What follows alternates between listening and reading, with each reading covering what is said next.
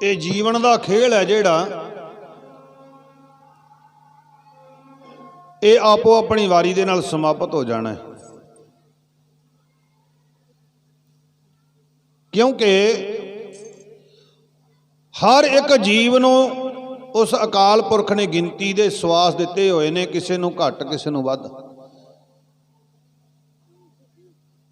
ते जे कह लीए कि ये साडे हथ विच है, पातशाह कहंदे ना वाद है ना घाट है, ना वाद घाट होत है। ये किसी दे हथ विच नहीं। आपां कोई कारोबार करदे हां, उहदा दिन मिथ लैने, मुकर्रर कर लैने समा।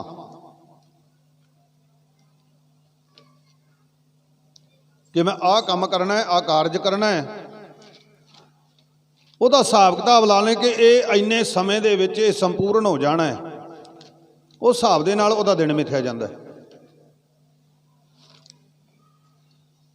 ਉੱਥੇ ਜਿਹੜਾ घर का मैंबर है, जिहदी जिम्मेवारी बनती है, भावें वो पुत्र है तो भावें पिता है, वो कहता ये सपोज करो मकान बनाना है,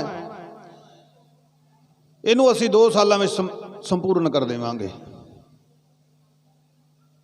लम्मी सोच, पर पातशाह इस गल ते खुश नहीं हैं। वो कहते तू तो बड़ा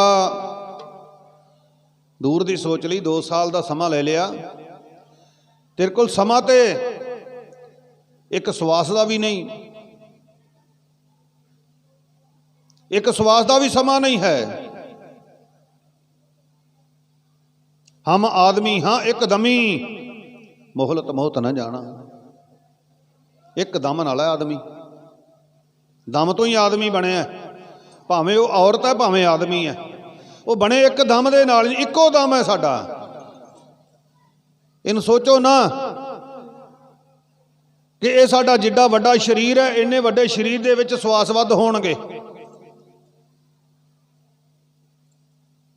सिमल रुख सराय रात दीर्घत मुच, ओ जे आवे आस कर जाए निरासे कित, फल फिके फुल बक बके कम न आवे पत, मिठत नीवी नानका गुण चंगियाइयां तत। सिंबल दा रुख सब तो उच्चा, ओदे ना पत्ते ते ना ओदा फल कम आउंदा है, किसे कम नहीं आउंदा। इसे तरह गुरमुख प्यारिओ, ये साडा शरीर है, ये सिमल दा रुख है, ये किसे काम नहीं आउंदा। जिन्हां वास्ते असी दिन रात मेहनत करते हैं, कमाइयां करते हैं, ठगियां मारते हैं, चोरियां करते हैं, झूठ बोलते हैं, फरेब करते हैं, धोखा करते हैं। जे किते उन्हां बच्चियां नूं बैठ के पुछया जाए कि मैं तुहाडे वास्ते आ कुछ कीता, तुसीं साडे वास्ते मेरे वास्ते की करोगे, ते गुरमुख प्यारिओ कई ऐसे ने अगों जवाब देंदे ने, ये तेरा फर्ज बनता सी, ये तेरा फर्ज सी, तू साडे सिर एहसान नहीं किया, ये तेरा फर्ज साडी पालन पोषण करना, तेरा फर्ज से साडी संपत्ति बढ़ाउणा, तू जिवें मर्जी वधाई, असी की ठेका लिया है। उत्थे आपां झात मार के वेखीए ते गुरु नानक पातशाह महाराज जी का वो पावन बचन है जिहड़ा, वो कहंदे हक पराया नानका सूर उस गाए, गुर पीर हम तां पर है जा मुरदार ना खाए। इत्थे जे अखरी अर्थ आपां करिए ना मुरदार दा, इहदा भाव है ठगी मार के किसे नाल धोखा करके उहदा हक खाना, जिउंदे जी दा मास निचोड़ के नोच के खाना। वो किदे वास्ते? अपने कटंब वास्ते। यो कटंब तू जे देखदा चले ना ही तेरे नाले, साह तेरा चले ना ही तिस नाल क्यों चित लाई है, ऐसा कम मूले ना कीचे जित अंत पछोताई है। सतगुरु का उपदेश सिंधु होवे तेरे नाले, कहे नानक मन प्यारे तू सदा सच संभाले। कहते जेड़ी तू कटंब वास्ते दिन रात ठगियां मारदा, चोरियां करदा तुरिया फिरदा, उन्हें तेरे नाल नहीं जाना। देवरी बैठी माता रोवे, खटिया ले गए भाई, लठ छिड़काए तरिया रोवे, हंस अकेला जाई। कल्ला ही जांदा है, कोई नहीं नाल जांदा। ਜਦੋਂ ਸਾਨੂੰ ਇੰਨਾ ਪਤਾ ਕਿ ਸਾਡੇ ਨਾਲ ਕਿਸੇ ਨਹੀਂ ਜਾਣਾ ਤੇ ਫਿਰ ਗੁਰਮੁਖ ਪਿਆਰਿਓ ਠੱਗੀਆਂ ਮਾਰਨ ਦਾ, ਫਰੇਬ ਕਰਨ ਦਾ ਕੋਈ ਫਾਇਦਾ ਨਹੀਂ। ਕੇਵਲ ਤੇ ਕੇਵਲ ਸਿਮਰਨ ਕਰਨ ਦਾ ਹੈ, ਨਾਮ ਜਪਣ ਦਾ ਹੈ। ਪ੍ਰਾਨੀ ਤੂੰ ਆਇਆ ਲਾਹਾ ਲੈਣ, ਇਹ ਜਿਹੜੀ ਤੁਸੀਂ ਸਤਸੰਗਤ ਕਰ ਰਹੇ ਹੋ ਨਾ, ਇਹ ਇੱਕ ਇੱਕ ਜਿਹੜਾ ਸਕਿੰਟ ਹੈ ਇਹ ਗੁਰੂ ਦੇ ਲੇਖੇ ਵਿੱਚ ਹੈ। ਪਰ ਜੇ ਮਨ ਕਰਕੇ ਬੈਠੇ ਆ, ਜੇ ਮਨ ਸਾਡਾ ਕਿਤੇ ਹੋਰ ਹੈ ਤੇ ਫਿਰ ਸਾਡਾ ਬੈਠਣ ਦਾ ਕੋਈ ਲਾਭ ਨਹੀਂ। ਉਤਨਾ ਸਮਾਂ ਬੈਠੋ ਜਿੰਨਾ ਸਮਾਂ ਸਾਡਾ ਮਨ ਸਤਸੰਗਤ ਨਾਲ ਜੁੜਦਾ ਹੈ। ਗੁਰੂ ਪਿਆਰ ਵਾਲਿਓ, ਆਓ ਮੈਂ ਜਿਸ ਰਹਿਬਰ ਦਾ ਆਪਾਂ ਦਿਨ ਮਨਾ ਰਹੇ ਹਾਂ ਉਹਦੇ ਬਾਬਤ ਮੈਂ ਆਪ ਜੀ ਦੇ ਨਾਲ ਜਿਤਨਾ ਕੁ ਸਮਾਂ ਸੰਗਤਾਂ ਦਾ ਹੁਕਮ ਹੋਇਆ ਉਤਨਾ ਕੁ ਸਮਾਂ ਮੈਂ ਵਿਚਾਰਾਂ ਔਰ ਵਾਰਾਂ ਦੇ ਰਾਹੀਂ ਹਾਜ਼ਰੀ ਭਰਨ ਦੀ ਕੋਸ਼ਿਸ਼ ਕਰਾਂਗਾ, ਵਾਅਦਾ ਨਹੀਂ। ਕਿਉਂਕਿ ਇਤਿਹਾਸ ਗੁਰਬਾਣੀ ਇੱਕ ਸਮੁੰਦਰ ਹੈ। ਜੇ ਮੱਛੀ ਕਹੇ ਨਾ ਮੈਂ ਸਮੁੰਦਰ ਦਾ ਅੰਤ ਪਾ ਲਵਾਂਗੀ, ਉਹਦੀ ਸੋਚ ਨੀਵੀਂ ਹੈ। ਮੱਛੀ ਸਮੁੰਦਰ ਦੇ ਵਿੱਚ ਰਹਿ ਕੇ ਆਨੰਦ ਲੈ ਸਕਦੀ ਹੈ, ਉਹਦਾ ਅੰਤ ਨਹੀਂ ਪਾ ਸਕਦੀ। ਇਸੇ ਤਰ੍ਹਾਂ ਗੁਰਮੁਖ ਪਿਆਰੋ, ਜੇ ਮੈਂ ਕਹਿ ਦੇਵਾਂ ਕਿ ਇਤਿਹਾਸ ਮੈਂ ਸੰਪੂਰਨ ਕਰ ਦੇਵਾਂਗਾ, ਮੇਰੀ ਵੱਡੀ ਮਹਾਨ ਗਲਤੀ ਹੈ। ਕਿਉਂਕਿ ਇਤਿਹਾਸ ਗੁਰਬਾਣੀ ਇੱਕ ਸਮੁੰਦਰ ਹੈ, ਇਹਦੇ ਵਿੱਚੋਂ ਅਸੀਂ ਆਨੰਦ ਤੇ ਲੈ ਸਕਦੇ ਹਾਂ। ਇਹਨੂੰ ਪੂਰਾ ਕਰਨ ਵਾਲਾ ਤੇ ਉਹ ਆਪ ਹੈ। ਕਿਉਂਕਿ ਧੰਨ ਗੁਰੂ ਅਰਜਨ ਦੇਵ ਪਾਤਸ਼ਾਹ ਮਹਾਰਾਜ ਜੀ ਨੇ ਕਿਹਾ, ਪੂਰਾ ਪ੍ਰਭ ਅਰਾਧਿਆ ਪੂਰਾ ਜਾ ਕਾ ਨਾਉ, ਨਾਨਕ ਪੂਰਾ ਪਾਇਆ ਪੂਰੇ ਕੇ ਗੁਣ ਗਾਓ। ਫਿਰ ਤੁਸੀਂ ਆਪ ਪੂਰੇ ਹੋ ਗਏ ਜੇ ਅਸੀਂ ਇਤਿਹਾਸ ਹੀ ਪੂਰਾ ਕਰ ਦਿੱਤਾ ਤੇ। ਇਤਿਹਾਸ ਕਦੀ ਪੂਰਾ ਨਹੀਂ। ਸਾਹਿਬ ਮੇਰਾ ਨੀਤ ਨਵਾਂ ਸਦਾ ਸਦਾ ਦਾਤਾਰ। ਇੱਕ ਇਤਿਹਾਸ ਨੂੰ ਖੋਜਣ ਲੱਗ ਜਾਈਏ, ਸੰਤ ਬਾਬਾ ਹਰਦੇਵ ਸਿੰਘ ਜੀ ਕਹਿੰਦੇ ਹੁੰਦੇ ਸੀ, ਇੱਕ ਅੱਖਰ ਨੂੰ ਜੇ ਖੋਜਣ ਲੱਗ ਜਾਈਏ ਨਾ ਤੇ ਆਪਣਾ ਜੀਵਨ ਜਿਹੜਾ ਸਾਰਾ ਹੀ ਸਮਾਪਤ ਹੋ ਜਾਂਦਾ ਹੈ। ਉਸ ਅੱਖਰ ਦੀ ਖੋਜ ਹੀ ਨਹੀਂ ਮਿਟਦੀ, ਮੁੱਕਦੀ ਨਹੀਂ ਖੋਜ। ਅੱਜ ਉਸ ਅੱਖਰ ਤੇ ਵਿਚਾਰ ਕਰੀਏ, ਉਸ ਅੱਖਰ ਚੋਂ ਅੱਖਰ ਨਿਕਲਿਆ, ਉਹਦੀ ਵਿਚਾਰ ਕੀਤੀ, ਸ਼ਾਮ ਹੋ ਗਈ, ਸੌਂ ਗਏ, ਸਵੇਰੇ ਉੱਠੇ, ਫੇਰ ਉੱਥੋਂ ਸ਼ੁਰੂ ਕਰ ਲਿਆ ਅੱਖਰਾਂ ਦੇ ਵਿੱਚੋਂ ਅੱਗੇ ਦੀ ਅੱਗੇ। ਕਿਉਂਕਿ ਸਾਹਿਬ ਮੇਰਾ ਨੀਤ ਨਵਾਂ ਸਦਾ ਸਦਾ ਦਾਤਾਰ, ਨਿਤ ਨਵਾਂ ਇਤਿਹਾਸ ਸਿਰਜਿਆ ਜਾਂਦਾ ਹੈ, ਨਿਤ ਨਵੀਂ ਵਿਚਾਰ ਸਿਰਜੀ ਜਾਂਦੀ ਹੈ। ਇਸ ਧਰਤੀ ਤੇ ਜਦੋਂ ਜ਼ੁਲਮ ਹੋਇਆ, ਜ਼ੁਲਮ ਕਿਹਦਾ ਸੀ? ਅਰੰਗੇ ਦਾ। ਅੱਜ ਵੀ ਜ਼ੁਲਮ ਹੋ ਰਿਹਾ, ਅੱਜ ਵੀ ਅਰੰਗਾ ਦਿੱਲੀ ਦੇ ਤਖਤ ਤੇ ਬੈਠਾ ਹੈ। ਉਦੋਂ ਵੀ ਦਿੱਲੀ ਦੇ ਤਖਤ ਤੇ ਸੀ। ਦਿੱਲੀ ਨੇ ਜਦੋਂ ਵੀ ਧੋਖਾ ਕੀਤੇ ਤੇ ਆਪ ਧੋਖਾ ਖਾਧਾ, ਉਹ ਸਿੱਖਾਂ ਨੂੰ ਧੋਖਾ ਨਹੀਂ ਦੇ ਸਕੀ, ਆਪ ਧੋਖਾ ਖਾ ਗਈ। 18 ਵਾਰ ਦਿੱਲੀ ਧੋਖਾ ਖਾ ਗਈ, ਸਮਝ ਫੇਰ ਨਹੀਂ। ਬੜੇ ਪਹਿਲਾਂ ਸੰਘਰਸ਼ ਚੱਲੇ ਨੇ, ਆਪਣੀ ਉਮਰ ਦੇ ਵਿੱਚ ਆਪਾਂ ਵੇਖੇ ਬੜੇ ਸੰਘਰਸ਼ ਹੋਏ ਨੇ। ਪਰ ਆਹ ਜਿਹੜਾ ਸੰਘਰਸ਼ ਹੈ, ਇੱਕ ਇਤਿਹਾਸ ਸਿਰਜਿਆ ਗਿਆ।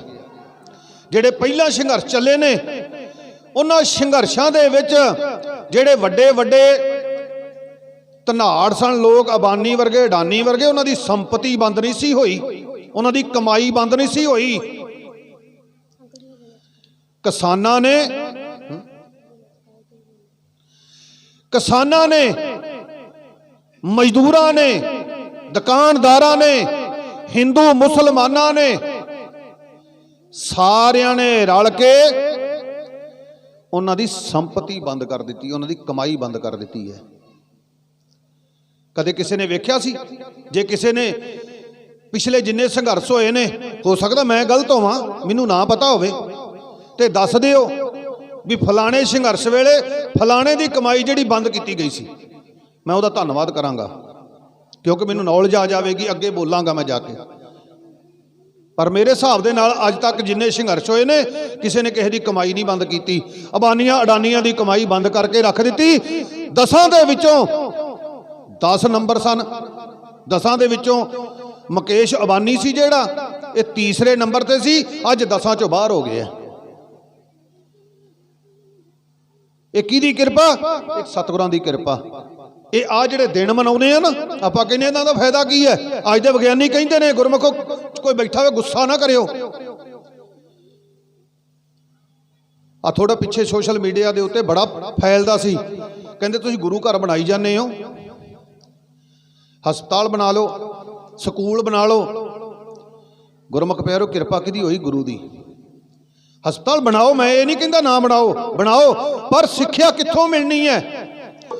ਵੱਡੇ ਤੋਂ ਵੱਡੇ ਹਸਪੀਟਲ ਦੇ ਵਿੱਚ ਚਲੇ ਜਾਓ, ਉੱਥੇ ਜਾ ਕੇ ਜਿਹੜਾ ਡਾਕਟਰ ਹੈ ਉਸ ਨੂੰ ਕਹੋਗੇ ਸਾਡਾ ਆ ਮਰੀਜ਼ ਤੁਹਾਡੇ ਕੋਲ ਆਇਆ, ਇਹਦਾ ਇਲਾਜ ਕਰ ਦਿਓ, ਉਹ ਕਹੇਗਾ ਮੈਂ ਇਲਾਜ ਕਰ ਸਕਦਾ, ਇਹਦੀ ਜਿਹੜੀ ਸਵਾਸਾਂ ਦੀ ਪੂੰਜੀ ਹੈ ਉਹ ਪ੍ਰਮਾਤਮਾ ਦੇ ਹੱਥ ਵਿੱਚ ਹੈ।